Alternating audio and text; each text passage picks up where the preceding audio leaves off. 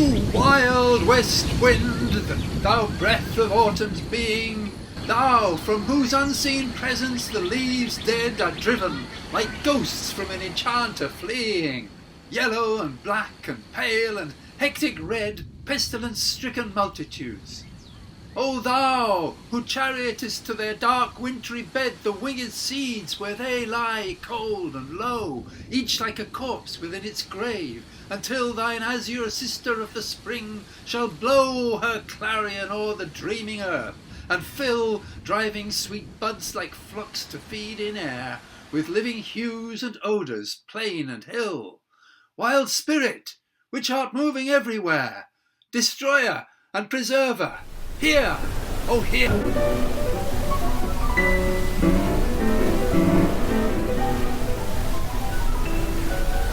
Shelley is addressing the west wind. He's talking to the west wind.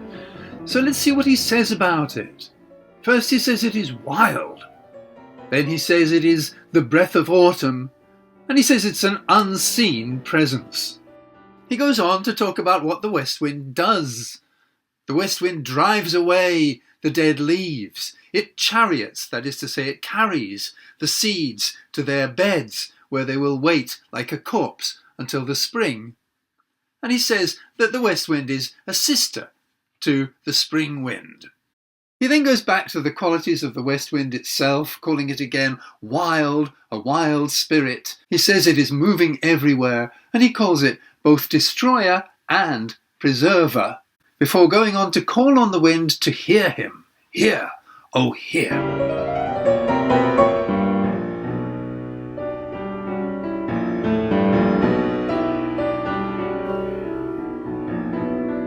In the autumn of 1819, Percy Bysshe Shelley was living in Florence in Italy. On October the 25th, a stormy, windy day, he stayed outdoors and wrote one of his most famous poems, Ode to the West Wind, in a single sitting. Structurally, the poem can be seen not only as an ode, but as a short sonnet cycle in 5 parts and written in terza rima. In this first part, Shelley speaks not only of the autumn wind, but of the spring wind, which also comes from the west in that part of Italy. So it is that he calls the west wind both destroyer and preserver, carrying off the dead leaves in the autumn and sweeping the seeds to their resting place in the winter until the west wind of the spring wakens them into life. But there were other things going on in 1819 that no doubt affected Shelley's mood. In June of that year, his son had died of a fever, the second of his children to die, his infant daughter having died the previous year. And back in England, on June the 16th, 1819, a peaceful rally of 60,000 pro-democracy reformers, men, women and children, was attacked by armed cavalry, resulting in 15 deaths and over 600 injuries in the so-called Peterloo Massacre. Now, these events are not mentioned specifically in this poem, though Shelley did write about them elsewhere, but the poem symbolically reflects both his personal loss and his sympathy for those who died in that massacre.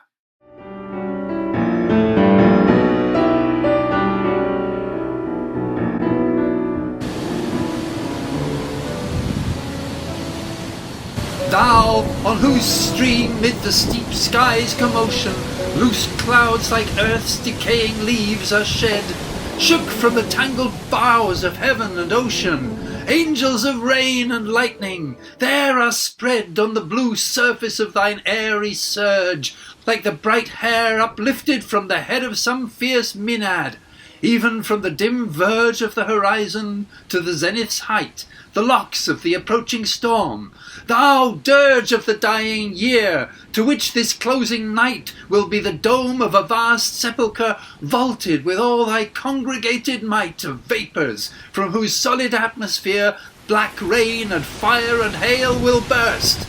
Oh, hear! In this second canto, Shelley focuses on the qualities of the west wind. He describes the natural phenomena, the steep sky, the loose clouds, decaying leaves, tangled boughs, rain and lightning, the approaching storm, black rain and fire and hail. None of this is very comforting imagery. It all suggests something wild and uncontrolled, reinforced with words denoting power. The wind causes commotion. There are angels of rain and lightning, suggesting a sort of heavenly power. There is the airy surge, and the fierce Maenad, the wild woman or one of the wild women of Grecian times.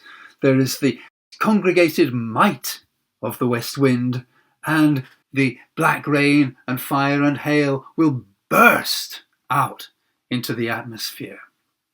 So there's this sense of power that we get here. And that wild and violent power is associated above all with death. The leaves are decaying. The sound of the wind is a dirge. The year is dying. And there is the sepulchre of the closing night. And then again, he calls on the wind to hear his prayer. Oh, hear.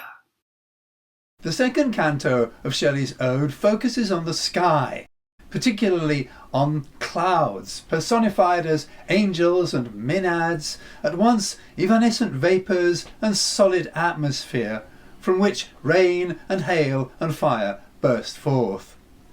Symbolically, the wind can be likened to the spirit of revolution, a destructive and dangerous but necessary force for change. And it's worth noting the mixing of Christian and pagan imagery here. Shelley speaks of heaven and angels, but also invokes the maenads, the wild women who followed Dionysus. Christian symbolism and Greek mythology combine to create a sense of the wild and terrible power of the natural world.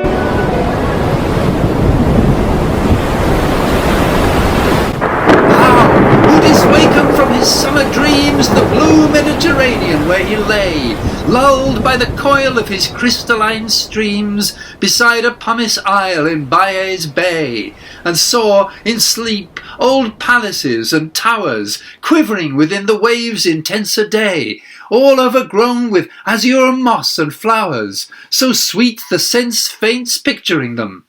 Thou, for whose path the Atlantic's level powers cleave themselves into chasms, while far below the sea blooms and the oozy woods which wear the sapless foliage of the ocean know thy voice, and suddenly grow grey with fear, and tremble, and despoil themselves. Oh, hear!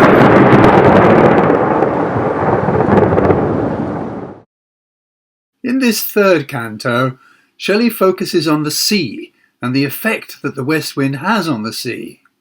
It wakens the Mediterranean from summer. And he spends a few lines here describing summer. Summer is a time of dreams. The sea is lulled and sleeps, and everything is overgrown and sweet. And then he returns to his theme of the west wind, which wakens the sea from this sleep of summer, churning the waves of the Atlantic into chasms, and even making the underwater vegetation grow grey with fear.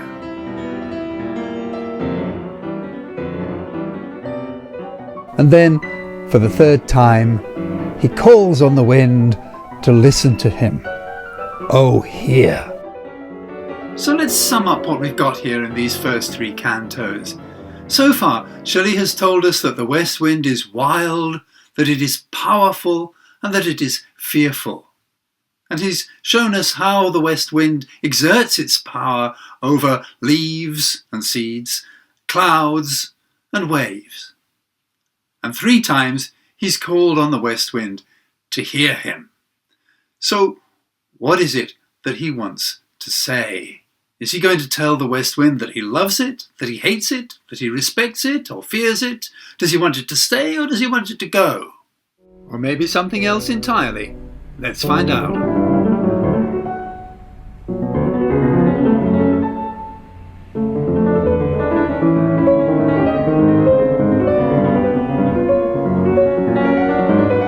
If I were a dead leaf thou mightest bear, if I were a swift cloud to fly with thee, A wave to pant beneath thy power and share the impulse of thy strength, only less free than thou, O uncontrollable. If even I were as in my boyhood and could be the comrade of thy wanderings over heaven, as then, when to outstrip thy sky speed scarce seemed a vision, I would ne'er have striven as thus with thee in prayer in my sore need.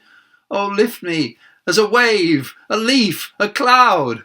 I fall upon the thorns of life. I bleed. A heavy weight of hours has chained and bowed one too like thee, tameless and swift and proud. In the first 3 cantos, Shelley summons up the west wind, calls on it to hear him. Now, finally, he tells the wind what it is that he wants to say. He wants the wind to bear him, to carry him like a leaf. He wants to fly with the wind like a cloud. And he wants to be under the power of the wind, just like a wave. He emphasizes again the power and strength of the wind. The wildness is suggested through the word uncontrollable.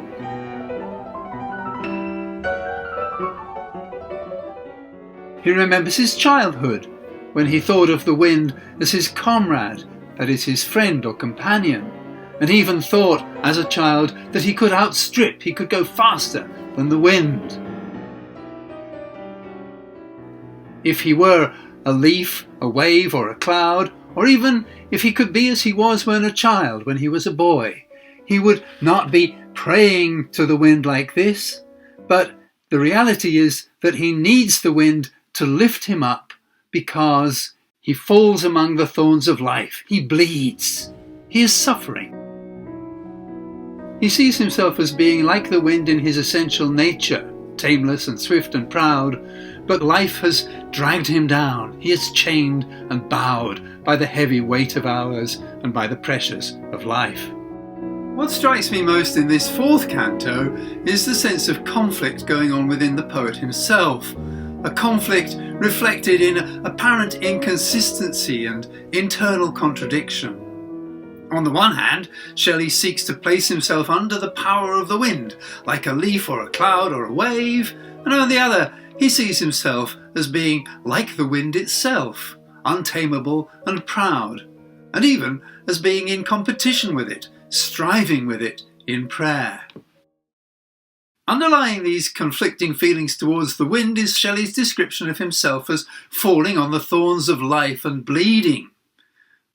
The wind makes things rise up, and Shelley calls on the wind because he too wishes to rise and free himself from those thorns. Now, we may feel he's being melodramatic and self-pitying, but we can hardly fail to appreciate his vulnerability here. There's something at once pathetic and noble in his characterization of himself, as his human frailty is pitted against the uncontrollable power of nature.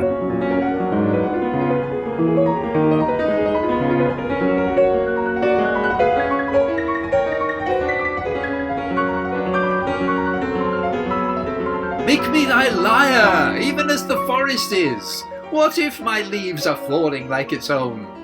The tumult of thy mighty harmonies will take from both a deep autumnal tone, sweet though in sadness. Be thou, spirit fierce, my spirit. Be thou me, impetuous one.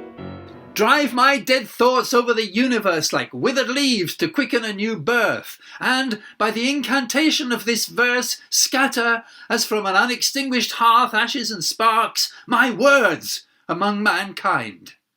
Be through my lips to unawakened earth the trumpet of a prophecy. O wind, if winter comes, can spring be far behind?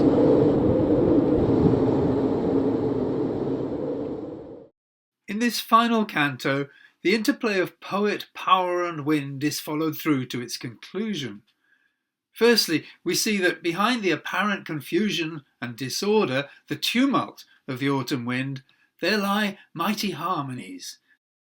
There is a sweetness behind the sadness of the dying year, that the onset of winter is a necessary precondition for the arrival of spring. And Shelley goes into more detail here of exactly what it is that he wants from the wind. He wants to be an instrument played upon by the wind. He wants the spirit of the wind to be his spirit. He wants the wind to be him. And he wants the wind to scatter his words, that is, his poetry, among mankind.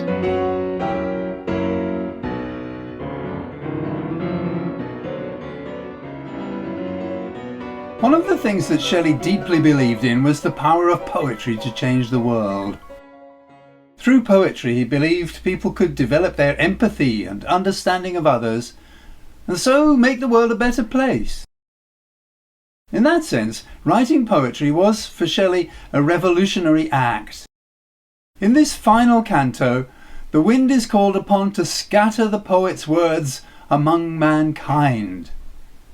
The apparent tumult or disorder of the wind is part of a greater harmony. The sadness of the dying year is a necessary prelude to the new year. There can be no spring without winter. In this way, the apparent contradictions are to some extent resolved. Shelley seeks not to be the wind, but for the wind to be him, to raise him up and scatter his words. There is a sense in which Shelley's plea to be subsumed by the wind is comparable to St. Paul's "not I, but the grace of God in me," except that rather than the power of a divine creator, it's the power of nature, represented here by the west wind, that Shelley calls upon to enter him and give him strength.